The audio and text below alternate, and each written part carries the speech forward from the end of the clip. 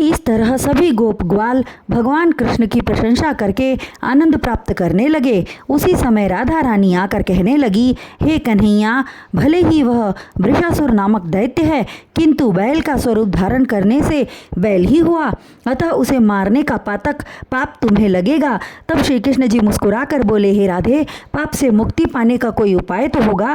कन्हैया के मुस्कान युक्त वचन को सुनकर राधा रानी कहने लगी, पाप से मुक्ति पाने के लिए सब तीर्थों की यात्रा करनी होगी और पवित्र नदियों में स्नान करना होगा। यदि बिना स्नान किए किसी मनुष्य को स्पर्श करोगे तो उसे भी पाप लगेगा। यह कहकर राधा रानी चुप हो गई। तब श्री श्याम जी बोले, हे राधे, मैं इसी क्षण समस्त तीर्थों को यहीं बुलाए देता हूँ। इस प्रकार कहकर उन्होंने समस्त तीर्थों का आह्वान किया। भगवान त्रिलोकीनाथ की आज्ञा होते ही समस्त तीर्थ पुष्कर, गंगा, गोदावरी, यमुना, सरस्वती आदि पवित्र नदियां देवी रूप धारण कर वहां आ पहुंची। तब उन्होंने अपनी इच्छा से गोवर्धन पर्वत पर 2 कुंड तैयार किए। हे राजा परीक्षित, उन देवियों ने 2 कुंडों को अपने पवित्र जलों से भर दिया।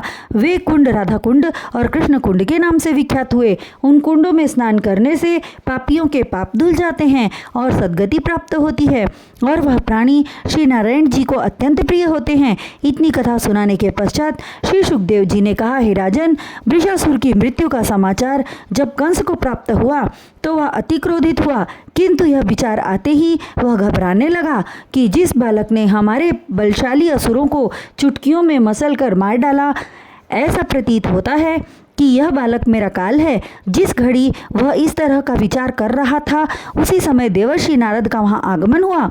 उन्हें देखकर कंस ने दंडवत प्रणाम किया और यथोचित आदर सत्कार करते हुए विनय पूर्वक उन्हें आसन पर बैठाया।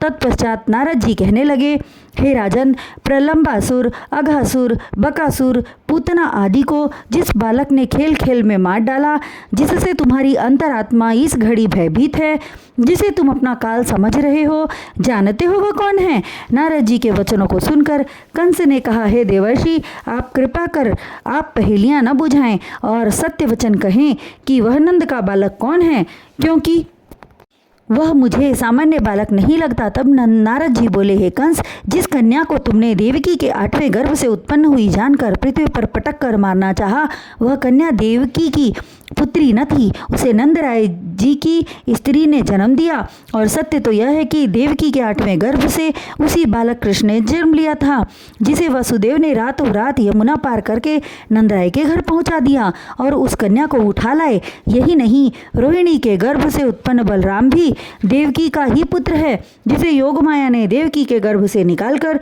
रोहिणी के गर्भ में स्थापित कर दिया था, जबकि तुम्हें यह समाचार मिला था कि 7वां गर्भ खंडित हो गया है। नारद जी बोले, हे राजा कंस, मैंने तुम्हें उसी समय पृथ्वी पर लकीरें खींचकर भली भांति समझाया था कि देवकी की कोई भी संतान 8वां कहला सकती है, किंतु तुमने मेरे कथन पर ध्यान नहीं दिया।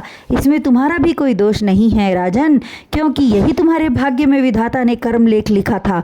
अतः तुम्हारी लाख चेष्टाओं के पश्चात भी तुमसे असावधानी होनी थी, सो हुई। यह सुनते ही कंस की आंखें क्रोध से अग्नि की धधकती ज्वाला बन गई।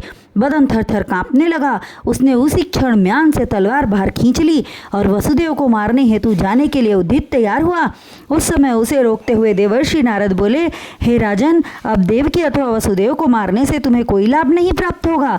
तुम्हें अपने प्राणों की चिंता करते हुए वह उपाय करना चाहिए जिससे तुम्हारा शत्रु कृष्ण नष्ट हो। तब कंस ने देवकी और वसुदेव को हथकड़ी बेड़ी लगवाकर बंदी गृह में डलवा दिया। हे राजा परीक्षित, नारद के प्रस्थान करने के पश्चात कंस ने केशी नामक दैत्य को बुलाकर कहा, हे केशी, तू मेरा सच्चा मित्र है। ब्रज में नंदराय के 2 बालक कृष्ण और बलराम मेरे परम शत्रु हैं। तू इसी समय जाकर उन दोनों बालक को मारा।